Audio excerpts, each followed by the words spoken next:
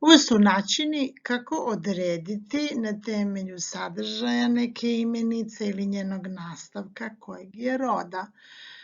To se odnosi na većinu riječi u njemačkom, osim na one na koje se ne odnosi i koje moraš naštrebati napamet.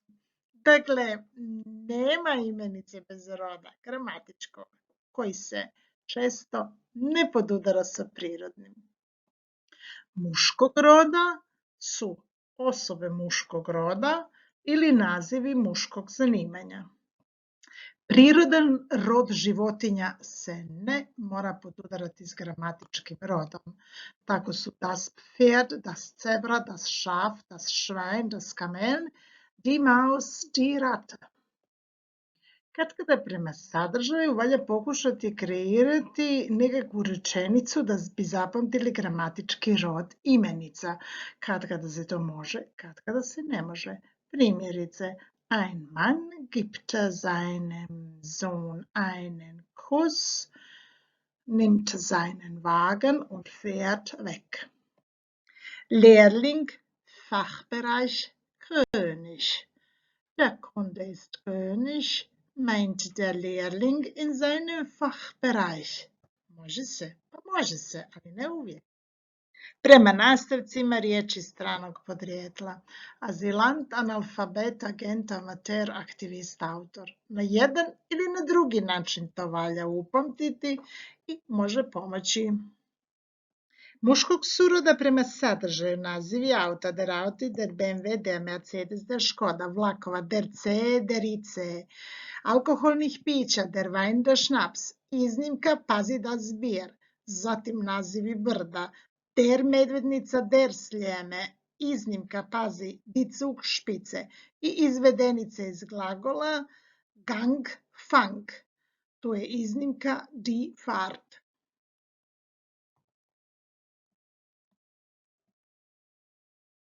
Ženskog je roda, dakle, obično osoba ženskog roda, prirodni rod ili naziv ženskog zanimanja. Vrlo često otvoren od muškog s nastavkom in.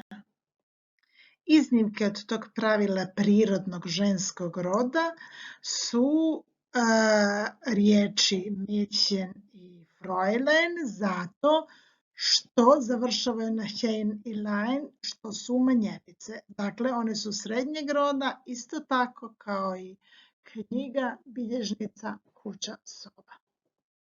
Ženski rod signaliziraju nastavci I, Heit, Keit, Schaftung. Najpametnije ih je nabubati. Može i u rečenici mit einer Träumerei über Schönheit, Süßigkeit und Freundschaft kreiert man leicht eine TV-Sendung, eine Soap-Oper. Ali mislim da jednostavnije ono I, Heit, Keit, Schaftung. Also, was solltest du dir merken? Zu einem solltest du lernen, dass das Wort zwei unterschiedliche Mehrzahlformen hat.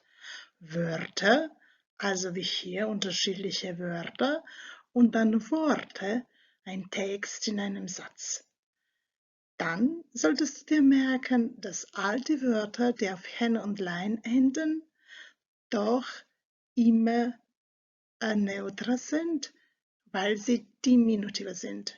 Und dann noch dazu die Wörter, die genauso wie Infinitiv aussehen, aber substantiviert sind. Total genauso. Die sind ja auch immer das. Što sad? Došli smo do kraja. Ja mislim da trebaš ovaj film pregledavati dok si sve riječi ne zapamtiš. Ili barem većinu. Ali možeš isto tako smisliti nekakvu svoju strategiju. Možeš zaustavljati pa ponavljati.